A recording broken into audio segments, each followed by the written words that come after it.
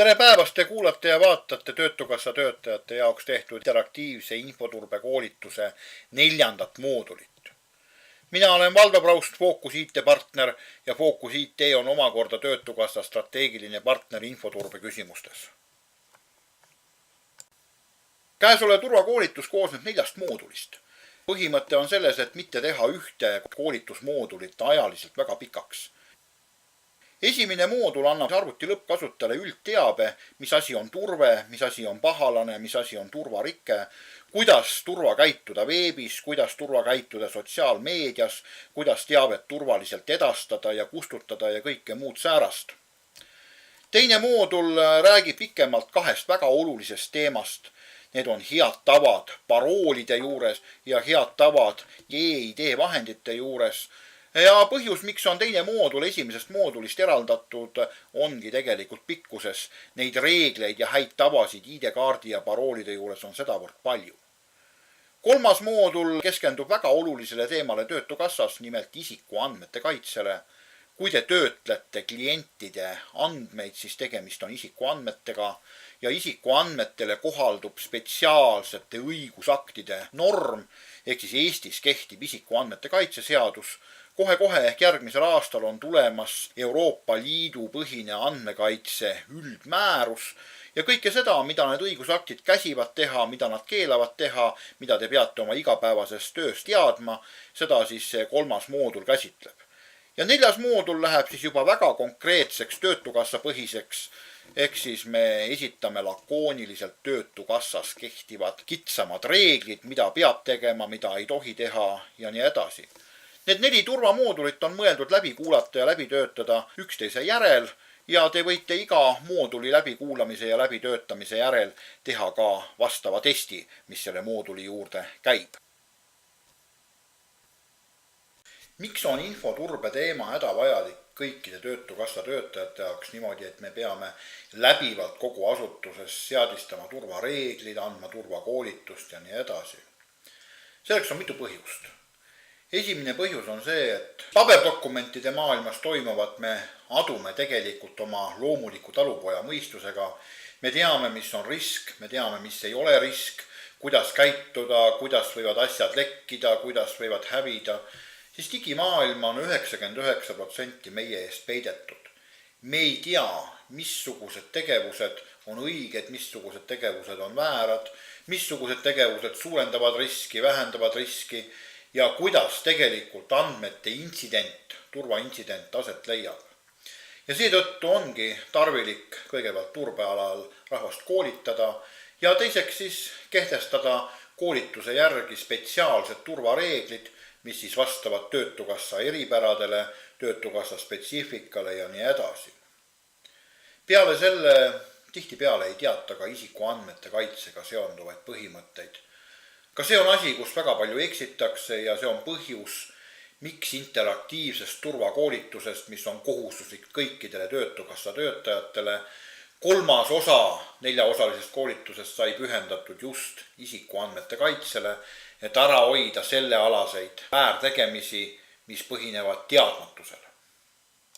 Mis on siis need põhilised lähtekohad, millest me oleme lähtunud Töötukassa infoturbe ülesehitamisel ja mis on need põhilised riskid, mis Töötukassa infosüsteemides meid varitsevad?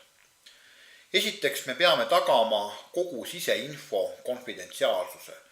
Kõigepealt siis Töötukassa klientide andmete konfidentsiaalsus, aga teatud määral ka Töötukassa enda töötajate teatud tahkude informatsiooni konfidentsiaalsus.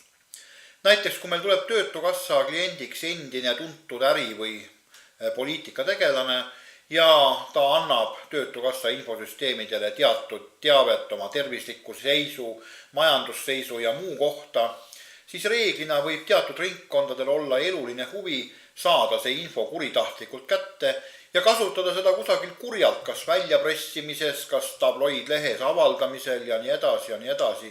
Niisugused asjad tuleb meil täielikult välistada.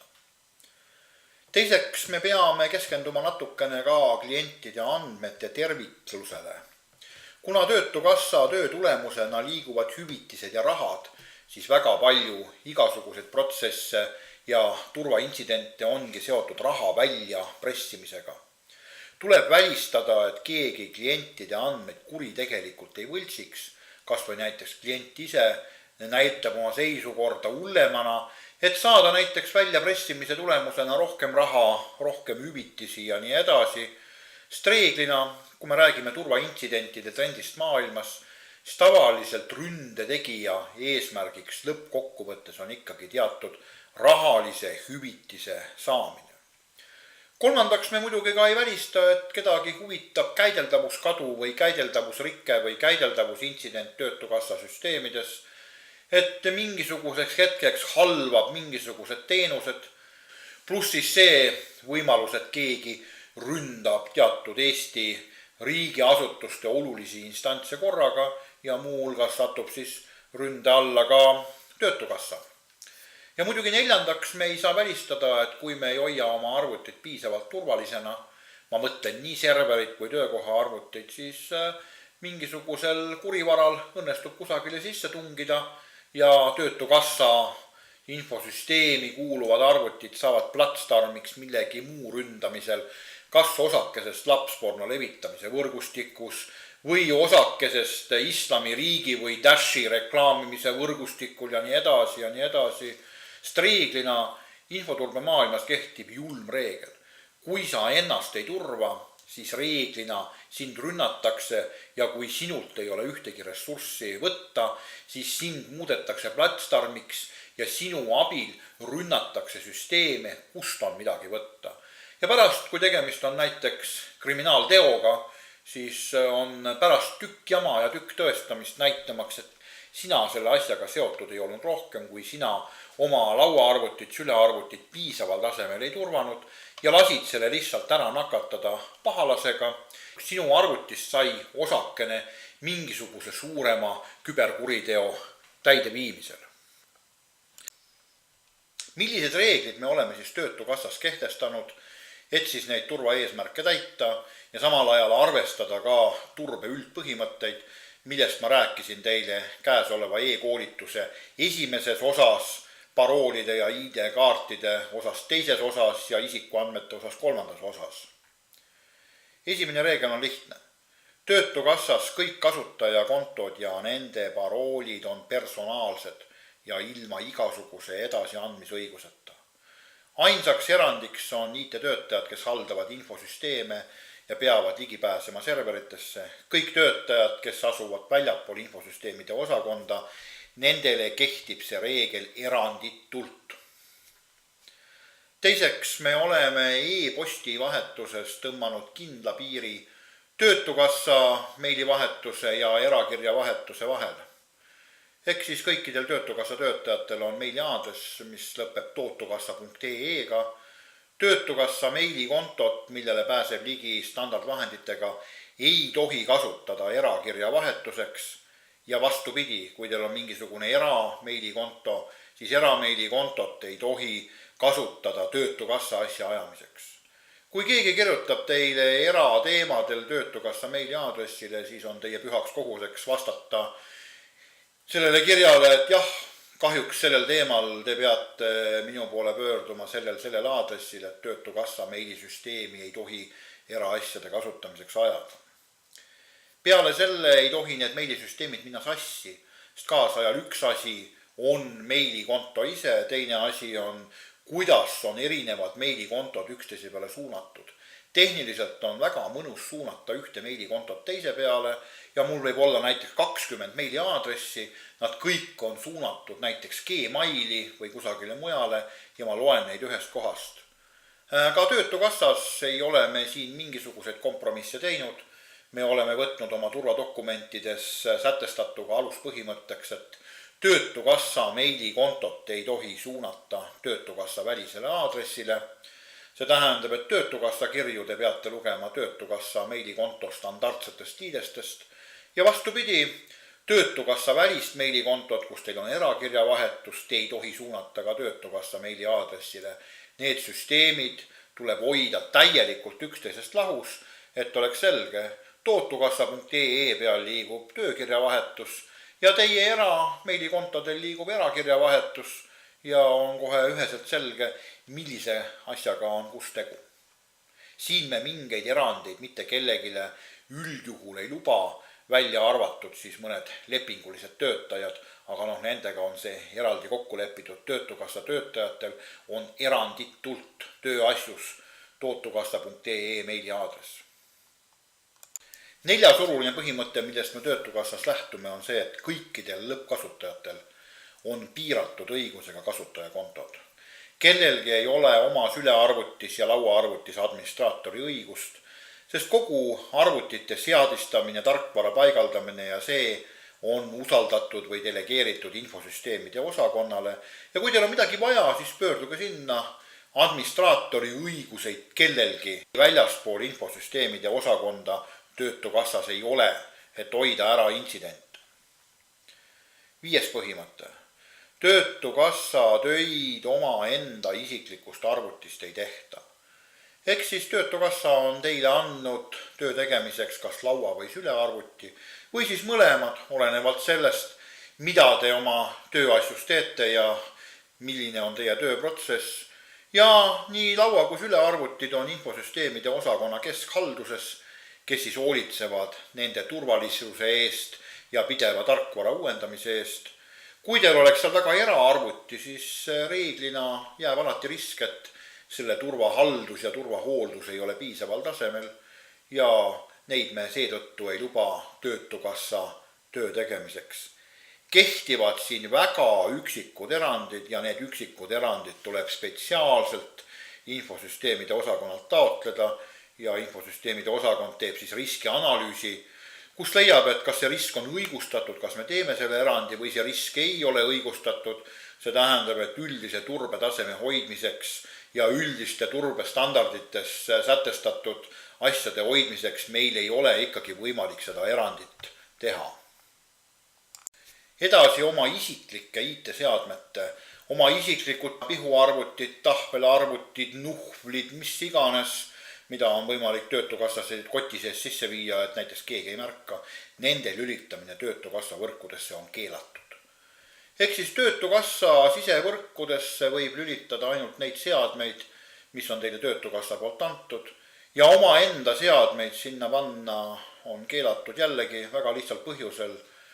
Kui me paneme turvatud sisevõrku tundmatu turvasätinguga seadme, mis ei ole üldises turvahalduses, siis reeglina seal aktiveerunud pahalane või troojalane, mille üle meil ei ole mingit kontrolli, võib teha Töötukassa infosüsteemidesse väga palju pahandust. 7. põhimõte. Kõik sülearvutid me oleme varustanud kohustusliku ketta krüptosüsteemiga, mis tähendab seda, et kui see arvuti on välja lülitatud või see arvuti ei ole mitte ooterežiimis stand-bys, vaid on talveunes, see tähendab hibernatingus, siis on vaja selle arvuti käivitamiseks parooli ja kui seda parooli ei sisestata, siis ei ole võimalik dešifreerida neid andmeid, mis kettal on. See tähendab seda, et kui keegi teie sülearvuti transpordil varastab või röövib, ta saab arvuti, ta ei saa neis olevaid andmeid. Kuna me ei saa arvutis olevat jääkinfot iga kord kustutada, see on tehniliselt võimatu, siis me oleme Töötukassas otsustanud, et me läheme üldise ketta krüptoteed, kuna Kaasa ja Windows OP-süsteemidel on seda juba võimalikult lihtne teha ja siin me üldiselt ei tee mingeid erandeid. 8. reegel puudutab e-ID vahendite, mobiil-ID, ID-kaart, digi-ID kasutamist Töötukassa infosüsteemides. Kui te kasutate neid Töötukassa infosüsteemides autentimiseks ja digiallkirjastamiseks, siis te peate nende samade seadmetega, olgugi et nad on teie isiklik omand, käima ülejäänud elus ringi turvaliselt. See tähendab, te ei tohi neid kasutada kontrollimata turbega arvutikeskkondades, kuna te sellega panete Töötukassale meeletult suure riski. Nagu ma rääkisin teile turbe teises osas e-koolituses, reeglina arvuti, kuhu te panete ID-kaardi ja sisestate PIN-koodi, kui seal on aktiveerunud troojalane, ta varastab ära teie PIN-koodi ja hiljem on võimalik ilma teie teadmata allkirjastada igasuguseid huvitavaid dokumente. Ja seesama reegel on tegelikult teie enda huvides.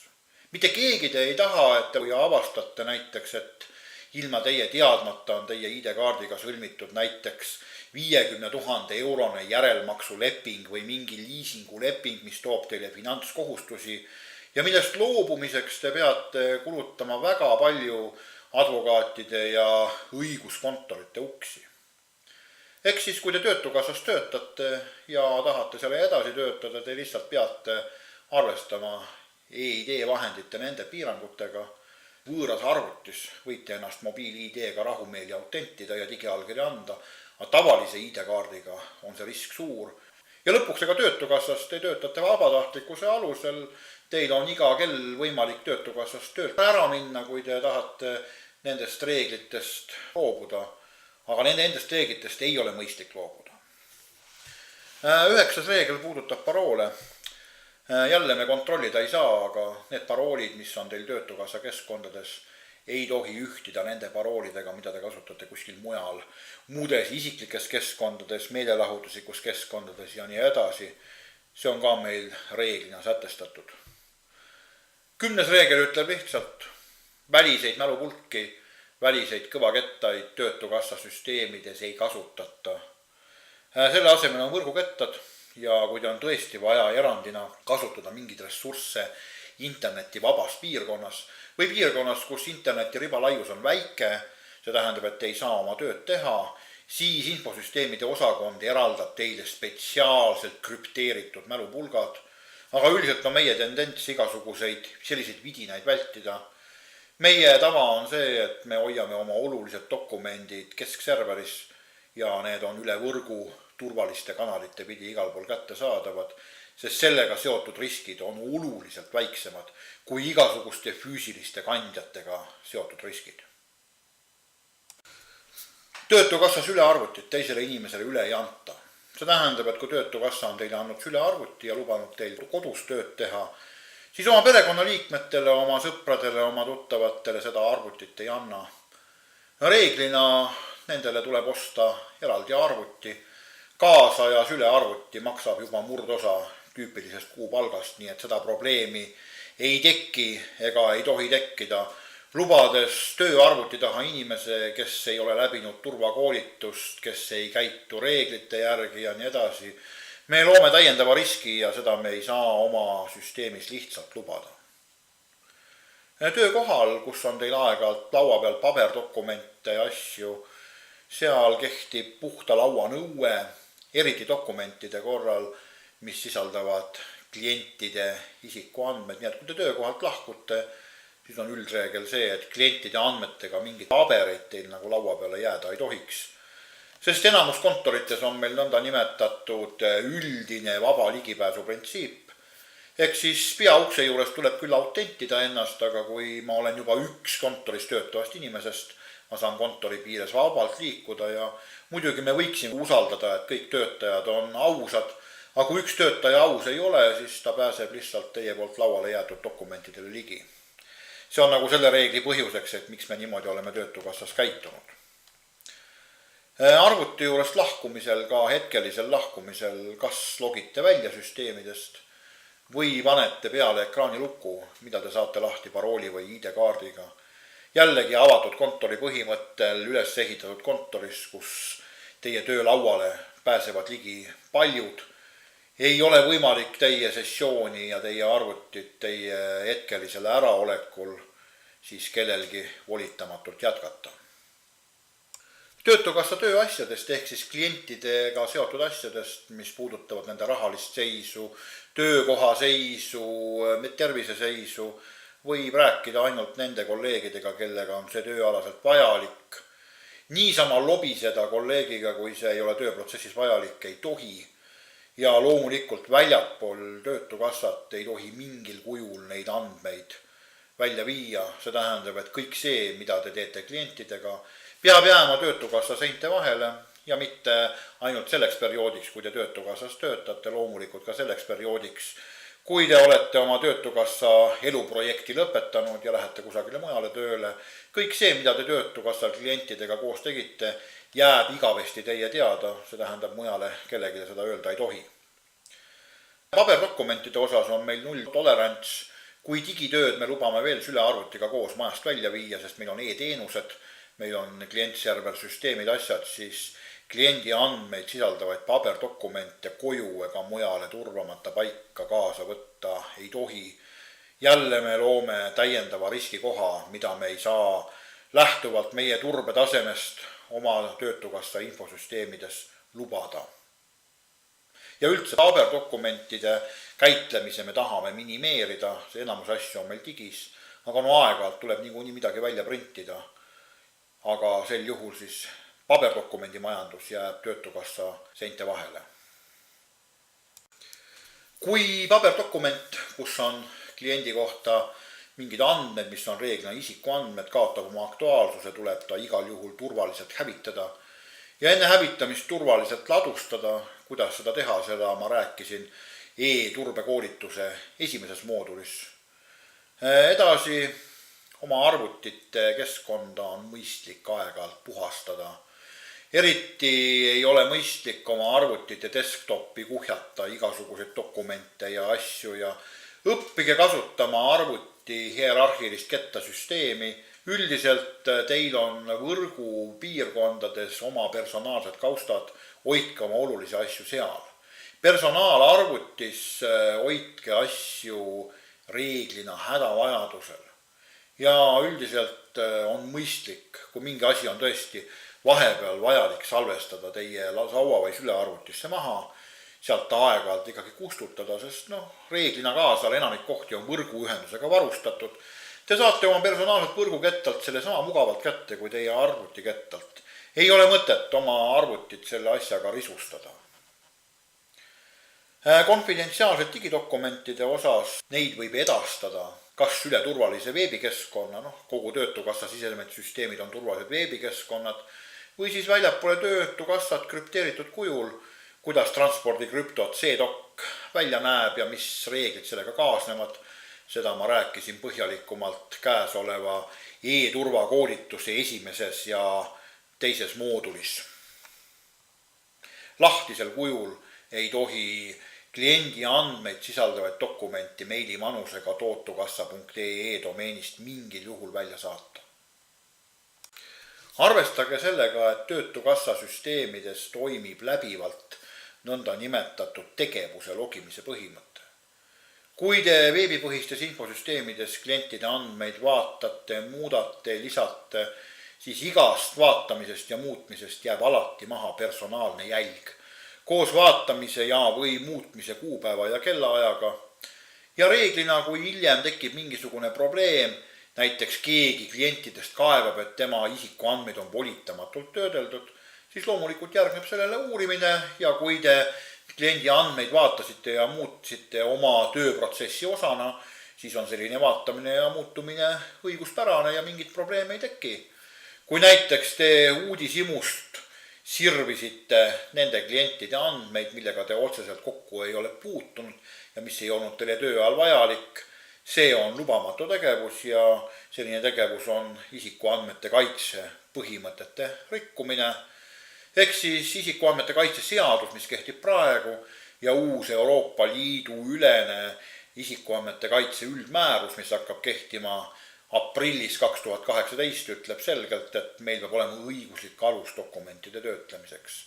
Nii et arvestage, et ükskõik mida te teete e-põhistes süsteemides, teie tegevusest jääb jälg maha ja te olete õigustatud tegema vaid neid tegevusi, mis on teie konkreetse tööprotsessi osad, mille korral te suudate tõestada, et jah, ma pidin seda tegema.